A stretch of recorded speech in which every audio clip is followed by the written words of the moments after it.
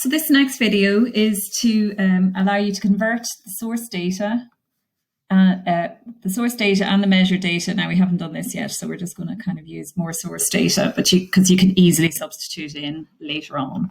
Okay, into the 9 Code for Sustainable Homes categories for the chosen building and derive an overall Code for Sustainable Homes rating. Okay, so and in the assessment here, this is what we're looking at: produce comprehensive and accurate calculations to demonstrate the accumulation of Code for Sustainable Homes credits. So I'm going to make your lives easier and show you how to do this using a Google Sheet. Now, I have got, let me find it. So what I've done here is I opened up now I will share one of these with you. I think I can give you your own individual version of it. So I will just do an example and then you can modify it for your own. So from one of my chosen case studies, right? So you've picked the main case study and you will find a diagram like this. Okay, so it will give you a percentage of category score obtained and what is covered in the category. Now, you don't really care about that bit. What you want is the numbers, right? You're interested in these numbers, all right? So if you go to the Code for Sustainable Homes, just to show you where the information is so you can refer to it. It's page 13 of the technical guide. So you have total credits available, weighting factors and points, right? So you've got your 9 categories. Right, so you're going to have to include those. You have total credits for each category. You have a weighting factor. Okay. Oh no, actually, we don't care about that. We're going to ignore that. Although you could use that instead. We're going to put this in. All right.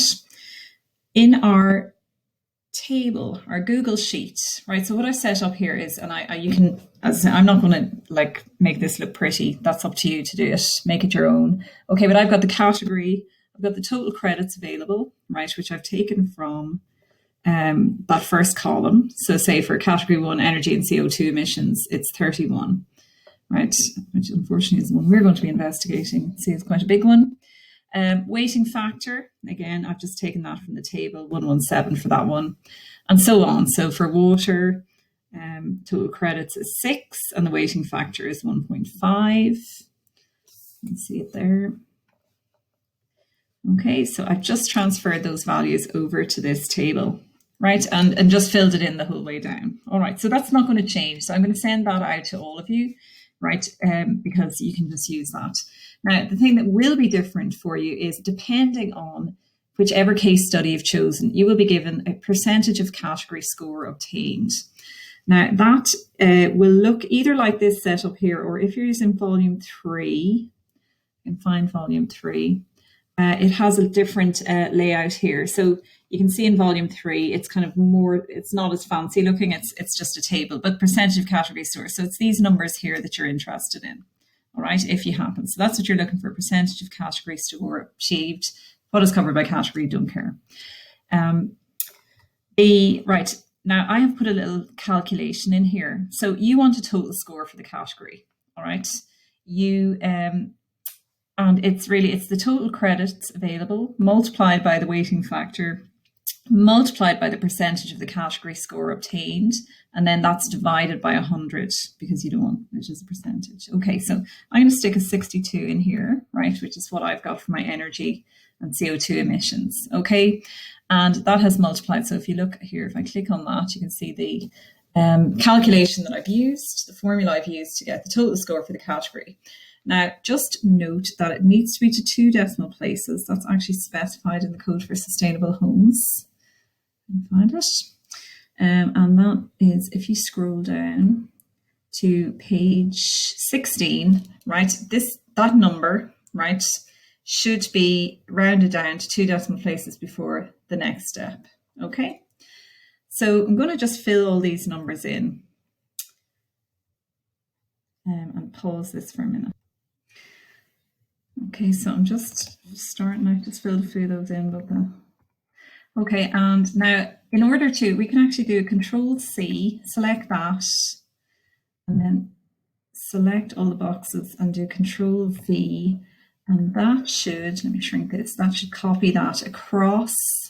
So you'll see there that it just changes the formula, just make it specific for each of those. So here we have total score for the category.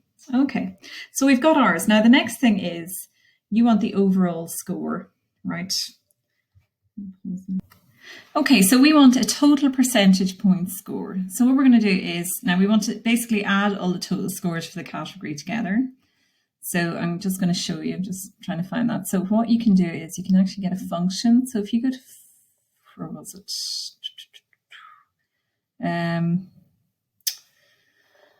Insert, okay, and function, right? And we go to sum. Okay, and then I think we select all of those and press return. Yes, that's it. Okay, so now we have actually calculation. Now just be careful here because again, although the other ones were to 2 decimal places, this actually needs to be a whole number. I'm just checking back to the code for sustainable homes. If we go, that final value needs to be a whole number. Yeah, there it is, right? The total percentage point score must be rounded down to the nearest whole number. Okay, so we can easily do that in Google Forms. If you go up here, see decrease decimal places, so we'll just knock that down, right? So that's now coming out. So our total percentage point score is 62, okay?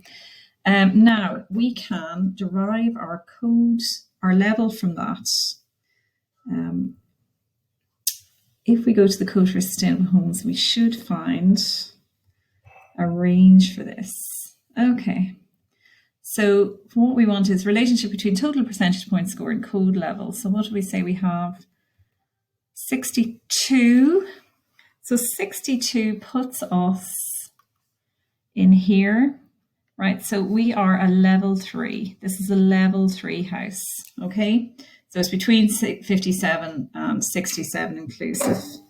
So conclusion, so this is level 3, okay? So I'm going to write this here. If I can, which I can't. Okay, so it's a level 3. You got a code level 3 for that particular house. Now, I want you to do this, right? Whatever you select, okay, I want you to do what I've done, follow the video. I'm going to send you this as a sort of, with the formula still included, but I'm taking out my individual information, okay? And you can then just apply it to whatever house you've selected yourself. It will come to a point, you will have your own energy and CO2 emission data to put in at some point, but it'll be easy for you to just, whatever you find for your own house, to substitute it in and just get your own level based on whatever you got for your energy and CO2 emissions. So do save this somewhere because you will use it again in the future. Okay.